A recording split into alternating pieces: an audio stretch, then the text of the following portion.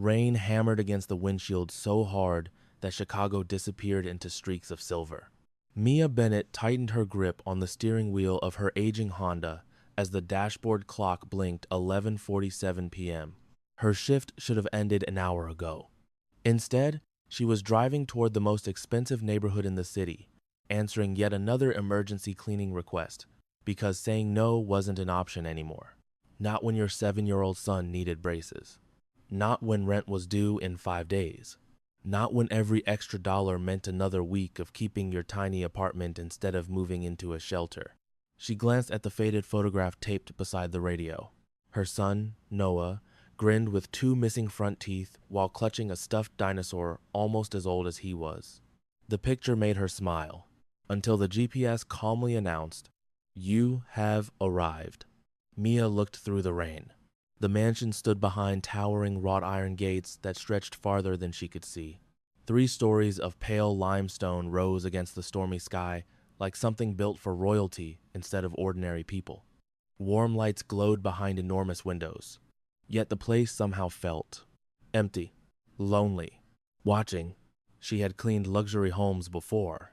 Professional athletes, movie producers, politicians. But none of them felt like this. There were no expensive cars in the driveway, no security guards waiting outside, no family portraits visible through the windows. Only silence. The iron gate slid open before she even reached the intercom. Mia frowned. "I didn't press anything." A voice came through hidden speakers. "You're expected." Deep, calm, male. Before she could answer, the gate closed behind her. She suddenly felt as though she'd crossed into another world. Inside, the mansion smelled faintly of cedarwood, old leather, and expensive cologne. The marble floors reflected the crystal chandeliers above like frozen water. Everything was immaculate, almost too immaculate. A woman in an elegant black suit approached. She looked to be in her 50s, with silver hair neatly pinned back. "You must be Miss Bennett." "I'm Mia." The woman offered the smallest smile. "I'm Elena. I'll show you your work." "No homeowner tonight?" "They rarely come." "Rarely. Not never." An odd choice of words. Elena led her through endless hallways, lined with priceless paintings and antique sculptures. No photographs. No signs that anyone actually lived here. Only perfection. "Does someone own all of this?" Mia asked. Elena paused. "Someone owns everything." The answer hung strangely in the air. Before Mia could ask another question, Elena stopped beside a massive oak door. "The West Wing." She handed Mia a key card. "Please don't enter the basement level." Mia blinked. "Why?" "It's private. What if I accidentally—" "You won't." Elena's expression hardened just enough to end the conversation. Cleaning had always been strangely therapeutic. Vacuum. Dust. Polish. Organize. For a few quiet hours, problems became simple. Dirty became clean. Chaos became order. She slipped on her headphones and let soft piano music fill the silence. Room after room passed without incident. An office overlooking Lake Michigan. A library with shelves reaching the ceiling. A dining hall large enough to host a wedding. Each room looked untouched, as though someone paid millions to build a home, only to abandon it. Around 1:30 in the morning, she reached the master bedroom. It was enormous. Dark walnut furniture, floor-to-ceiling windows overlooking the rain. A fireplace quietly crackling despite no one being present. Then she noticed something unusual. A framed photograph. The only one she'd seen all night. She picked it up. Only. The glass was empty. No picture. Just a blank white background. Her stomach tightened. Who keeps an empty frame beside their bed? A draft of cold air brushed against her neck. She turned. Nothing. The bedroom door remained open. She laughed softly at herself. "You're imagining things." Still, the feeling of being watched refused to disappear. Somewhere inside the mansion, a security monitor glowed. 27 camera feeds filled the wall. On every screen, Mia, dusting shelves, laughing quietly when she sneezed, humming along to music no one else could hear. A man stood in complete silence behind the monitors. 6'4", black tailored suit, broad shoulders, hands folded behind his back. His face remained unreadable. One of his advisors stepped beside him. Should I have her removed? No. The answer came instantly. She entered the West Wing. I know. She asked questions. I know. Then why? The man slowly raised one hand. Silence returned. His gray eyes never left the screens, especially the one showing Mia carefully straightening a crooked painting before smiling to herself. So that's her. The advisor frowned. You've waited 3 years. I know. Should we tell her? No. And if she discovers, she won't. His voice remained perfectly calm. Yet something almost invisible shifted in his expression. Not warmth, not affection, recognition.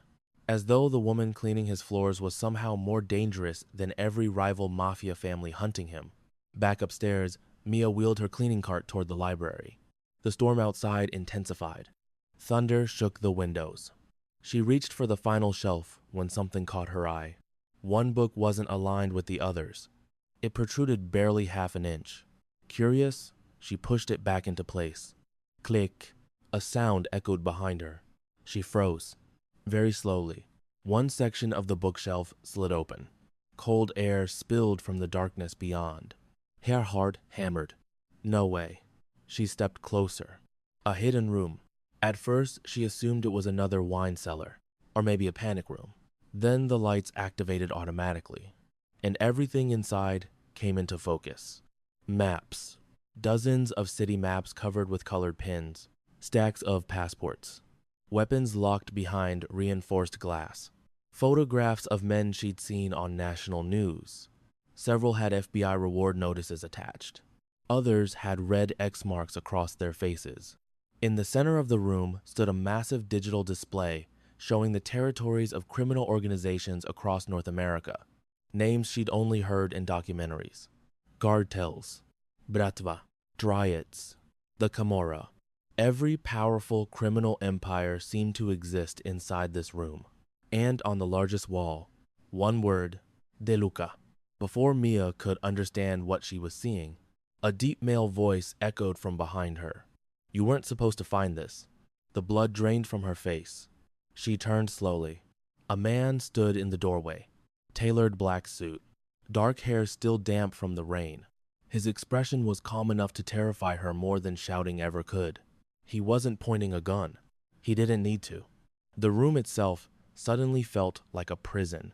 Their eyes met. For one impossibly long moment, neither of them spoke. Then he looked past her at the open bookshelf. A nearly invisible sigh escaped him. So, he said quietly, I suppose introductions are overdue. He stepped into the hidden room, the automatic steel door sliding shut behind him with a heavy metallic thud. My name, he said, his steady gray eyes never leaving hers, is Luca DeLuca.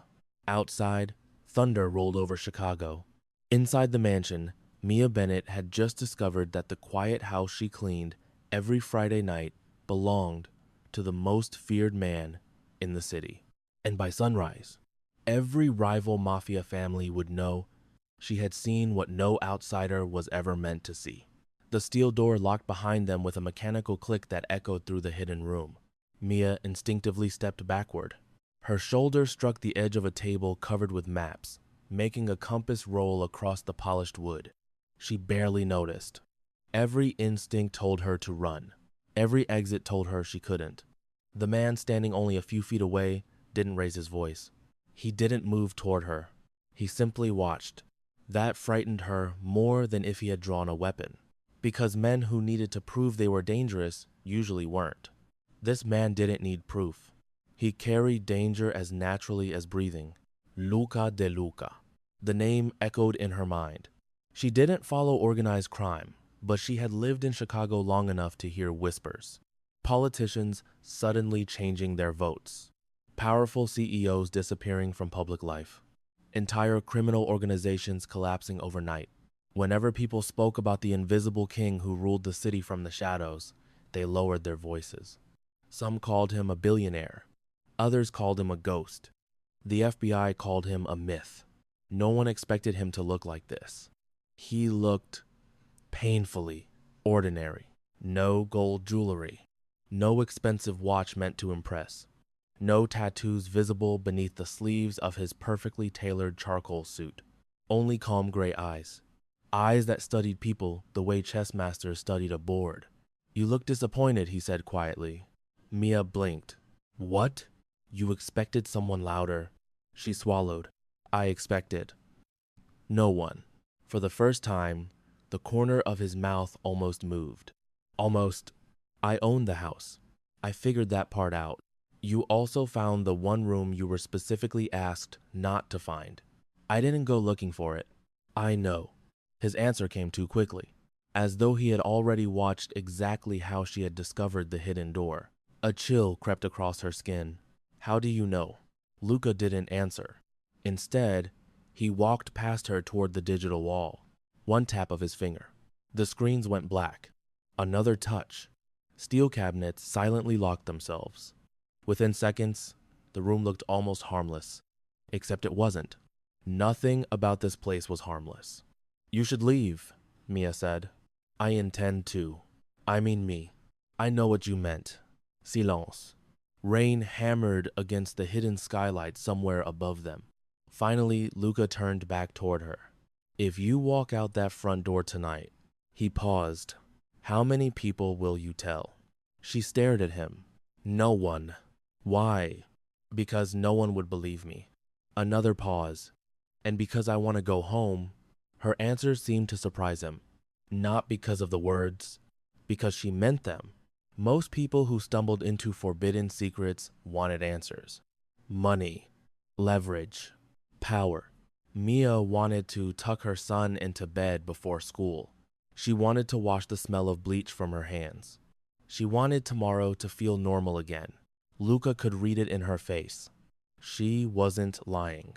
That made her infinitely more dangerous. A sharp knock interrupted the silence. 3 slow knocks, one fast. The door opened before anyone answered. A tall man with military posture entered. Dark suit, short beard, an old scar crossed his jawline. He stopped the instant he saw Mia.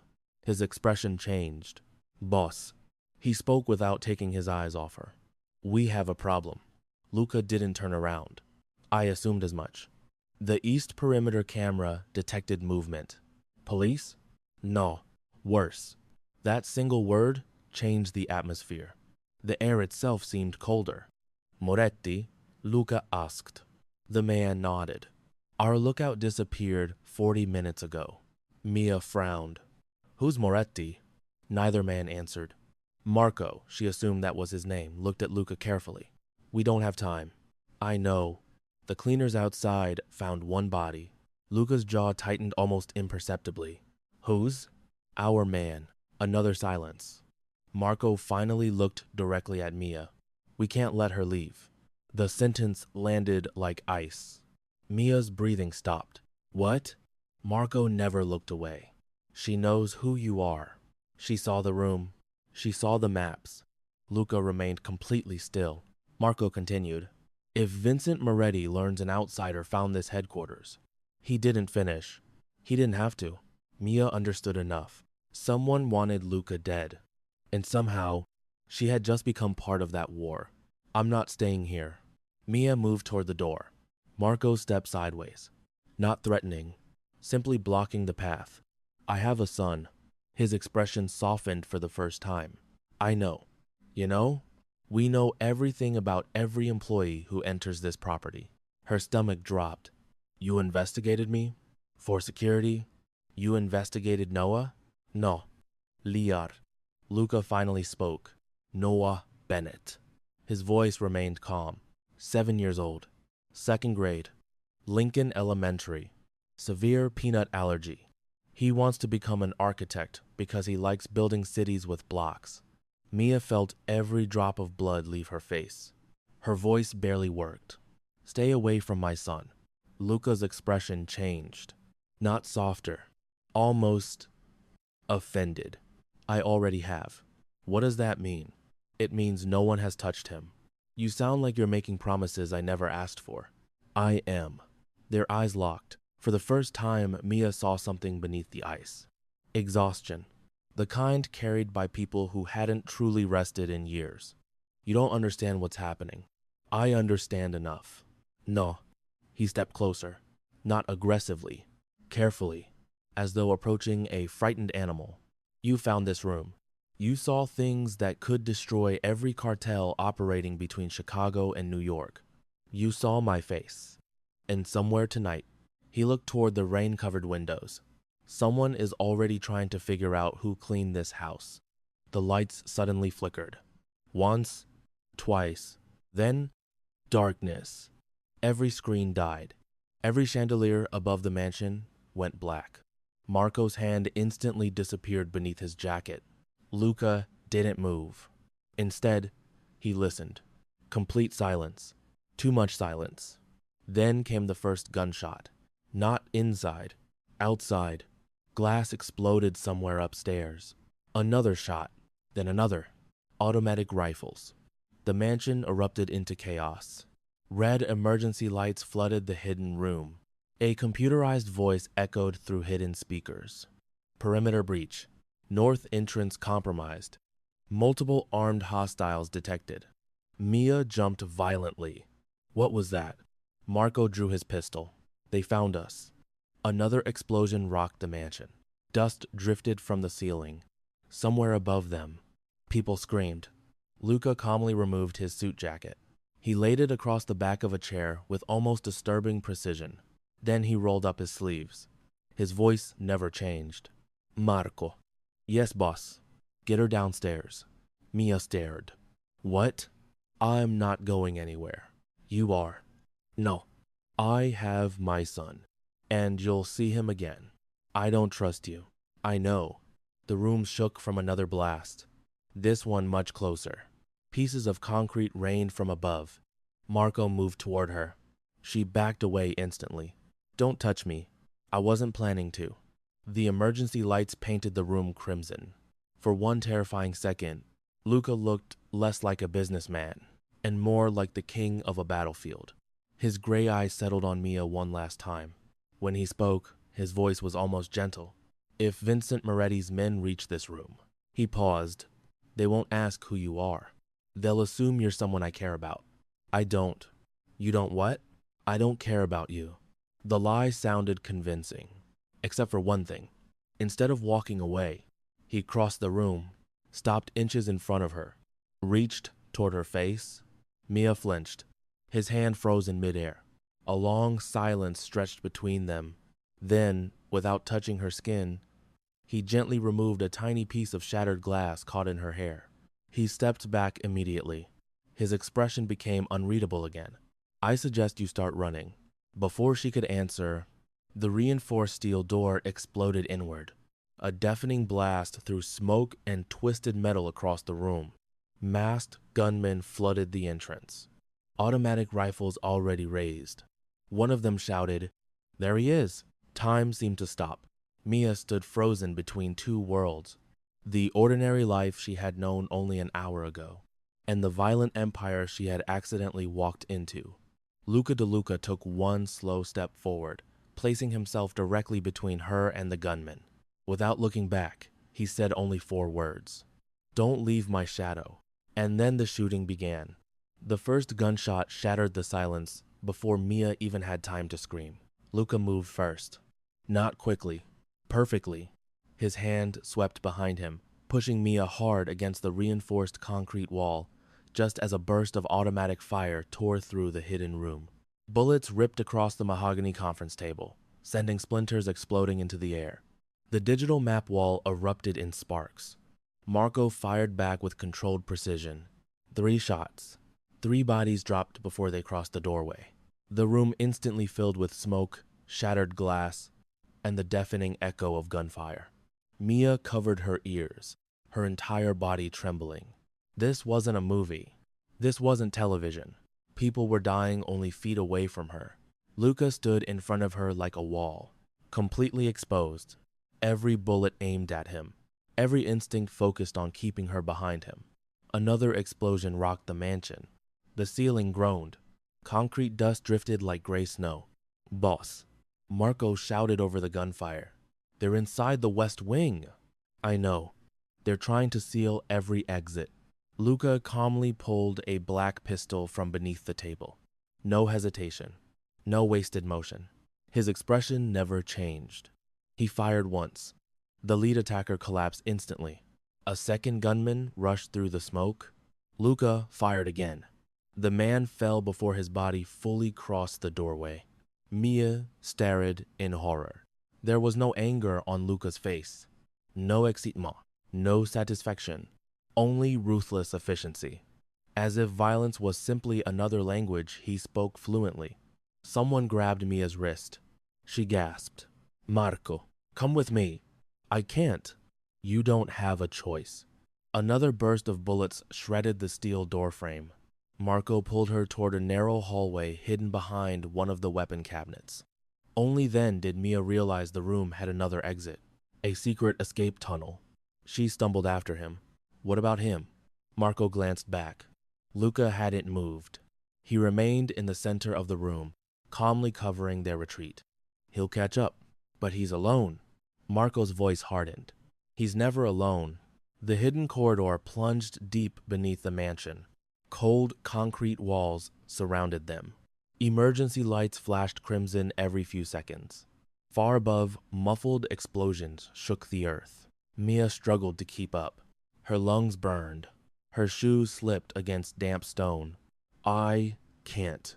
Marco slowed without looking annoyed. When was the last time you ran? I chase a 7-year-old every morning. This isn't the same. No kidding. Despite everything happening around them, the answer almost made Marco smile. Almost. The tunnel opened into an underground garage. Rows of black armored SUVs waited in silence. Armed men in tailored suits loaded rifles with disciplined efficiency. No panic, no shouting, only preparation. The moment Marco appeared, every man straightened. Sir, he nodded once. Where's Unit 4? Already securing the lake exit. And the helicopter? 10 minutes. Marco shook his head. We don't have 10. Mia slowly backed away. No one noticed. Good. She wasn't staying here. This was insanity. She turned toward a side exit marked service success. Freedom. She had taken only 3 steps. A massive hand caught the steel door before she could push it open. The impact echoed through the garage. Her breath caught. Luca. He stood behind her. His white dress shirt was streaked with soot. One sleeve had been torn open. Blood ran slowly down his forearm. Yet his breathing remained perfectly steady. You shouldn't do that. Mia spun around. Are you insane? So I've been told. You expect me to stay? I expect you to stay alive. You don't control me. His gray eyes met hers. No. A pause. But Vincent Moretti will. She stared at him. What did you just say? Luca released the door. If you leave now. He nodded toward the dark alley beyond the garage. You'll survive approximately 15 minutes. You're trying to scare me. No, I've stopped trying. Another silence settled between them. Finally, Mia looked at the blood soaking through his sleeve. You're hurt. He looked down as though noticing it for the first time. It's nothing. Nothing? The bullet missed. Marco interrupted quietly. It grazed him. Luca shot him a look. Marco immediately fell silent. Mia frowned. Sit down. No, I'm serious. Suai, if that wound gets infected, it won't. You don't know that. I rarely get infections. She folded her arms. That's the stupidest thing I've heard tonight. One of the nearby bodyguards accidentally coughed to hide a laugh. Everyone looked at him. He immediately stared at the floor. Luca slowly turned back toward Mia. You always argue with armed strangers? I argue with stubborn men. I see. And you're bleeding on your own garage floor. For the first time that night, the faintest trace of amusement crossed Luca's face. It disappeared almost instantly. But Marco noticed. So did every guard standing nearby. None of them had seen that expression in years. 5 minutes later, Luca reluctantly sat on the rear bumper of an armored SUV. Mia opened a first aid kit someone had retrieved from one of the vehicles. This is going to hurt. I've been shot before. I'm talking about the disinfectant. Without warning, she poured antiseptic directly onto the wound. Luca's jaw tightened. Barely. You did that on purpose. You deserved it. I see. She carefully cleaned away the blood. His forearm was heavily scarred. Old knife wounds. Burn marks. A faded bullet wound near his elbow. Years of violence written across his skin. She traced one long scar without thinking. How old were you? He looked at her. When? When this happened? A long silence followed. 12. Something in his voice stopped her from asking another question. Suddenly, a black SUV roared into the underground garage. Its tires screeched across polished concrete. The driver barely stopped before leaping out. Boss? He was out of breath. They hit the daycare. Every person in the garage froze. Mia looked up sharply. What daycare? The man's face turned pale. They thought. He swallowed hard. They thought the boy was there. The world stopped. Mia's hands went numb. What boy? No one answered. She looked from Marco, to the driver, to Luca. Then she whispered, Noah. Luca closed his eyes for one brief second. It was answer enough. Mia stumbled backward. You knew. He stood immediately.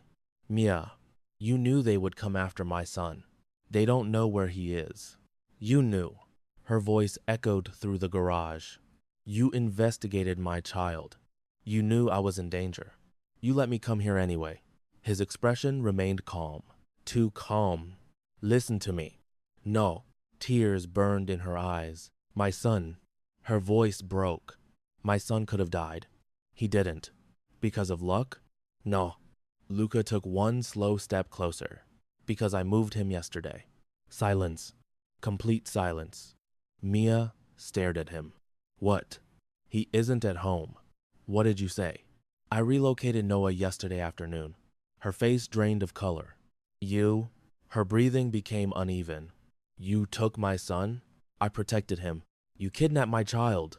Every guard instinctively looked away. Even Marco. Luca never raised his voice. He believes he's on a school camping trip. Mia slapped him. The sound echoed across the underground garage. No one moved. No one breathed. The most feared Mafia boss in Chicago had just been struck across the face by a single mother wearing a cleaning uniform. A red mark slowly appeared along Luca's cheek. He didn't react, didn't become angry, didn't reach for her. He simply accepted it. If that's what you need, he said quietly, do it again. Tears streamed down Mia's face. You had no right. No, you don't make decisions for my family. I know. I hate you. The words hung between them. Luca's expression remained unreadable, but something flickered deep in his eyes. Not anger. Pain. The kind that came from hearing the one sentence he had feared most. Then the driver's radio crackled violently. Static, followed by a terrified voice. Convoy 2 is under attack. Gunfire erupted through the speaker. They found the child. Mia's heart stopped. Noah. The radio exploded into static. Luca's eyes turned to ice. He looked at Marco only once. Prepare the helicopters. Then he turned back to Mia. His voice was quiet. Deadly. They're no longer coming for me. He looked her straight in the eyes. They're coming for your son. And for the first time since she had entered the mansion, Mia realized the terrifying truth. She was no longer just a witness to a mafia war. She had become its most valuable target. The underground garage exploded into motion. Bodyguards sprinted toward armored SUVs. Mechanics rolled blast-resistant barriers across the exits. The distant thump of helicopter blades echoed somewhere above the mansion. Nobody spoke louder than necessary. Nobody panicked. The DeLuca organization didn't survive decades by losing control. It survived because every man knew exactly what to do before the order was even given. Only one person stood completely still. Mia? Her chest rose and fell so violently she thought she might collapse. Her ears still rang with Luca's final words. They're coming for your son. Nothing else mattered. Not the mansion. Not the hidden room. Not the blood on Luca's shirt. Only Noah. She grabbed the front of Luca's dress shirt with both hands. You tell me where he is. Luca didn't move. You tell me right now. I can't. Her nails dug into the fabric. You don't get to say that. If you know his location, his voice remained low. They can force it out of you. I would never tell them. I believe you. Then why? They don't ask politely. For a brief moment, something dark crossed his face. Not fear. Memory. They break people. His words weren't dramatic. They were factual. They keep breaking them until truth sounds easier than pain. Mia's grip loosened. You've seen that. I've done worse. Silence swallowed the garage. For the first time since meeting him, she saw something behind Luca's calm exterior. Not guilt, not pride, regret, deep enough to hollow a man from the inside. Marco returned carrying a rugged black tablet. He handed it to Luca without a word. Luca turned the screen toward Mia. A live security feed appeared. A quiet lakeside cabin surrounded by towering pine trees. Children laughed outside beneath a bright summer sky. Counselors organized a scavenger hunt. Parents waved from picnic tables. Nothing looked unusual. Nothing looked dangerous. Then Mia saw him. Noah. Her little boy raced across the grass wearing a blue baseball cap turned backward. He laughed as another child chased him with a water balloon, completely unaware that somewhere in Chicago, armed men wanted him dead. Tears filled Mia's eyes. He's okay. For now, Luca answered. She looked closer. Several adults wandered casually through the camp. One grilled hamburgers. Another coached soccer. A woman handed out juice boxes. They're your people. Luca nodded once. They've protected him since yesterday morning. You already knew this would happen. I suspected. You never told me. I couldn't. You mean you wouldn't? He accepted the accusation without defending himself. The tablet suddenly beeped. One of the camera feeds glitched. Marco frowned. Zoom. The technician enlarged the image. A white delivery van rolled slowly past the entrance of the campground. Too slowly. It stopped for exactly 5 seconds, then continued driving. Every guard in the garage became silent. Marco looked at Luca. They found it. Luca nodded once. Evacuate. Within seconds, voices erupted through encrypted radios. Move the children. Phase 2. Protective formation. Go. Mia watched the screen in horror. Counselors calmly began gathering children. The soccer coach suddenly became something else entirely. He lifted his shirt just enough to reveal a concealed handgun. Another counselor quietly opened the back of a maintenance truck. Inside sat 2 heavily armed men wearing civilian clothes. The campground had never been just a campground. It had been a fortress disguised as childhood. Luca turned the tablet off. We're leaving. Mia stared at him. I'm going with you. No. My son is there. I know. Then I'm coming. No. She stepped closer. You don't get to decide that. I already did. Her frustration finally exploded. You think because you own half this city, everyone just obeys you? No. You kidnapped my child. I protected him. You lied. I omitted information. She laughed bitterly. That's your defense? It isn't a defense. Then what is it? The truth. For several seconds, neither spoke. Then Luca quietly added, If I had told you yesterday, would you have believed me? Mia opened her mouth. Nothing came out, because she knew the answer. No. She would have called the police, taken Noah home, walked straight into the trap Vincent Moretti had already begun setting. She hated that Luca was right. She hated it even more because he knew it. An engine roared to life. The armored convoy assembled in perfect formation. 8 black SUVs, 1 armored truck, 2 motorcycles. No flashing lights, no unnecessary noise, just overwhelming force. Marco opened the rear passenger door. Boss. Luca looked toward Mia. Stay here. She folded her arms. No, I don't have time for this. Good. She walked past him and climbed into the SUV. Marco blinked. The bodyguards exchanged confused glances. No one had ever ignored Luca like that. Luca sighed almost imperceptibly. Then he climbed in beside her. The convoy rolled out of the underground garage. Chicago blurred past outside the armored windows. Rain continued pouring across the empty streets. Inside the vehicle, silence. Mia sat against the far door, as far away from Luca as possible. He didn't try to speak, didn't apologize, didn't explain. Instead, he studied the city through the rain. After nearly 15 minutes, Mia finally broke the silence. "How many people have you killed?" Marco glanced into the rearview mirror. Luca answered without emotion. "I stopped counting." She looked away. "I should hate you." "You probably do." "I do." Another pause. "So why did you protect Noah?" His eyes remained fixed outside. "Because children don't belong in wars. You've started plenty. I know." She searched his face, looking for arrogance, excuses, anything. Instead, she found only exhaustion, the kind that never really left. Suddenly, the lead SUV swerved violently. Tires screamed across wet pavement. Marco's radio exploded. Ambush. A semi-truck burst through an intersection, jackknifing across the road. The convoy scattered. Black SUVs slammed into reverse. Gunfire erupted from surrounding rooftops. Windows exploded. Someone shouted, "Snipers!" The driver accelerated hard. Bullets punched into the armored doors with metallic thuds. Mia screamed as the rear window spiderwebbed under repeated impacts. Luca calmly reached across the seat, not to comfort her, to pull her down.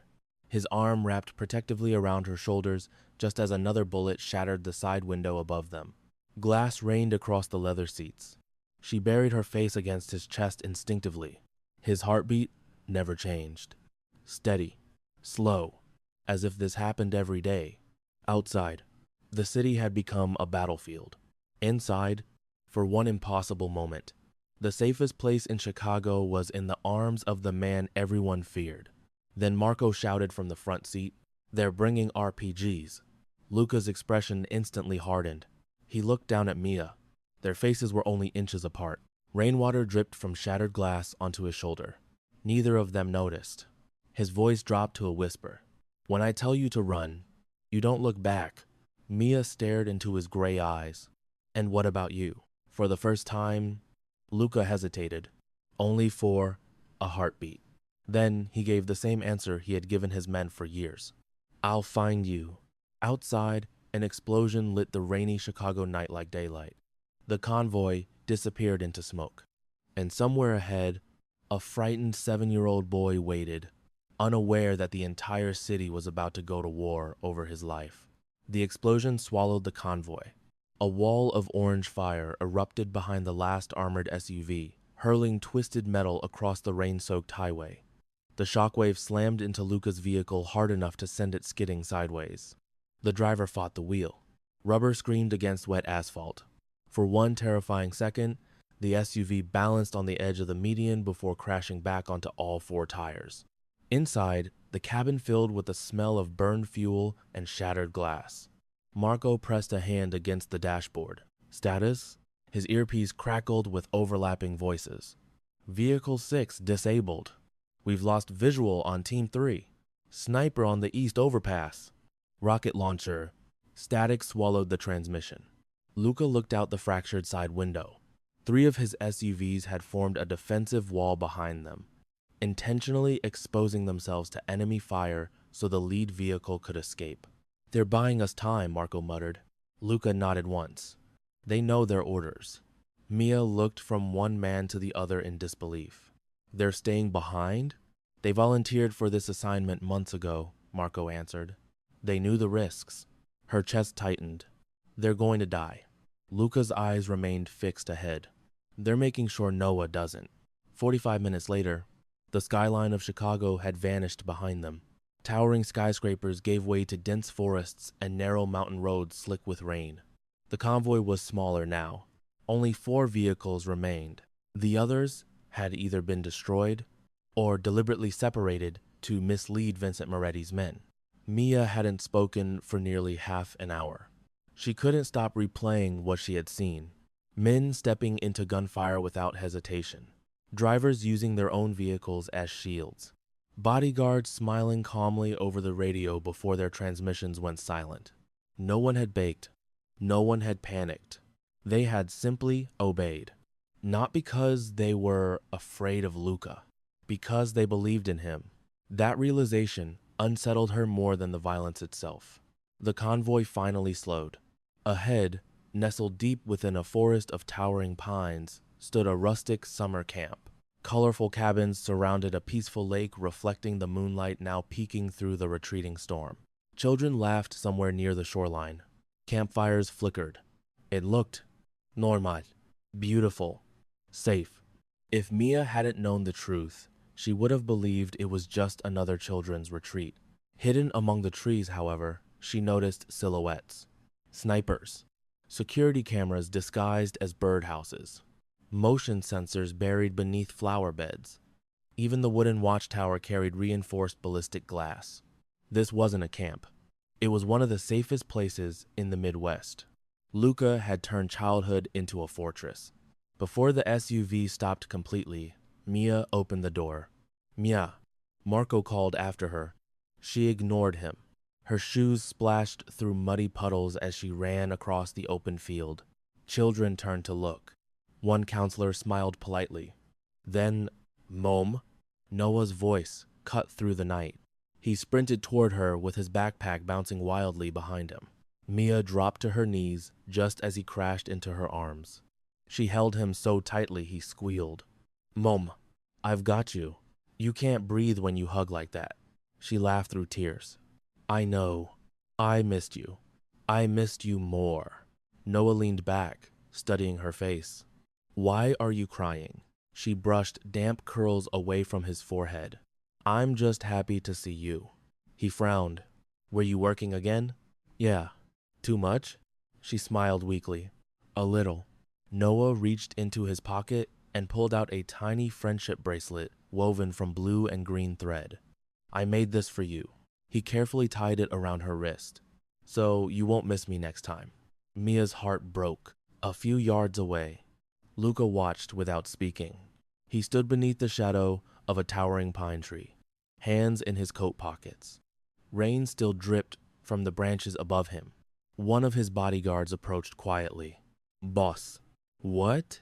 "The perimeter is secure. For now." The guard hesitated. "The boy doesn't know." "He won't." "And Miss Bennett?" Luca's eyes never left Mia and Noah. "She deserves one night." "Without fear?" "No." A long pause. "Without lies." Noah finally noticed the tall stranger watching them. He tugged on Mia's sleeve. "Who's that?" Mia turned. Luca remained exactly where he was. The distance between them suddenly felt much larger than 20 feet. She didn't know how to answer. How do you explain a man like him to a child? Before she could speak, Noah waved enthusiastically. "Hi." Several bodyguards instinctively stiffened. No civilian ever greeted Luca so casually, especially not a child. Luca looked almost surprised. After several awkward seconds, he nodded once.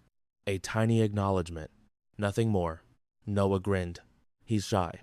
Mia couldn't help smiling despite everything. "You think so?" "He looks lonely." The innocent observation struck Luca harder than any bullet ever had. Lonely. No one had called him that in decades. They called him ruthless, intouchable, dangerous, monster, king, ghost. Never lonely, because loneliness required people to imagine there was still a man beneath the legend. Later that night, the camp had grown quiet. Children slept peacefully inside their cabins. Security teams rotated through silent patrols beneath the moonlit trees. Mia sat alone on the wooden dock overlooking the lake.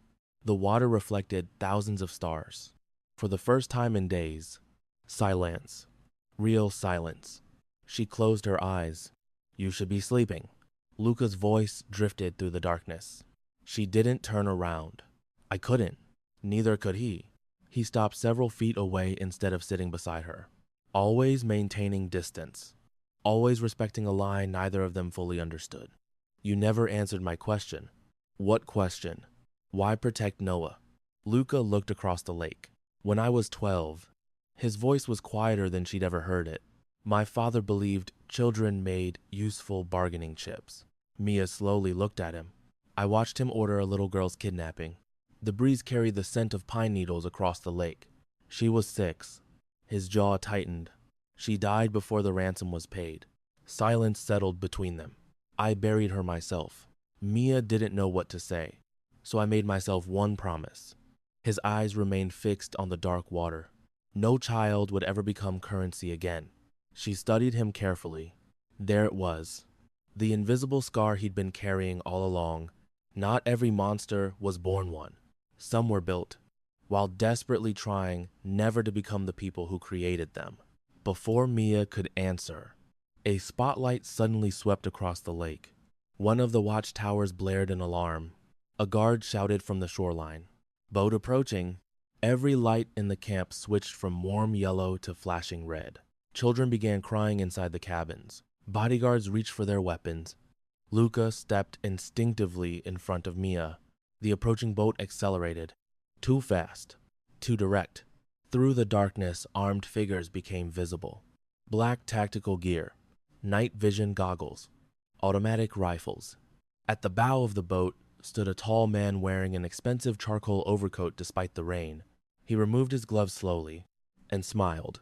Luca's expression turned colder than the night itself. Mia looked between them. You know him. Luca didn't answer. He simply whispered one name, Vincent. The man across the lake raised a wine glass in mock celebration. Then, with chilling calm, he lifted a small pair of children's sneakers into the air. Blue, tiny, Noah's size. Mia's blood ran cold. Vincent smiled wider and mouthed thick words she could somehow read across the water. Next time, I won't miss. The wine glass slipped from Mia's trembling fingers and shattered on the dock. The war had just become personal. The shattered glass glittered across the dock like scattered stars. No one moved. No one breathed. Vincent Moretti stood on the bow of the approaching yacht, holding the tiny blue sneaker in one hand as if it were a trophy.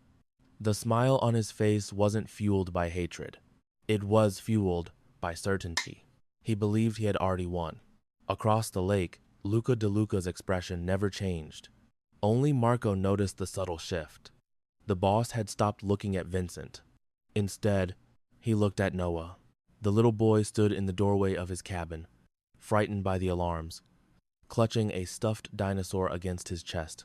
Luca spoke without raising his voice. Get every child underground. Within seconds, counselors transformed into trained security officers. Hidden doors opened beneath the largest cabin. Children disappeared into reinforced tunnels built years before for a nightmare Luca had always believed would someday arrive. Mia grabbed Noah's hand. Noah, stay with me. But Mom... Now, the fear in her voice was enough. He obeyed. As she hurried toward the shelter, she glanced back. Luca remained on the dock, alone, watching Vincent. Neither man blinked. Neither reached for a weapon. They didn't need introductions.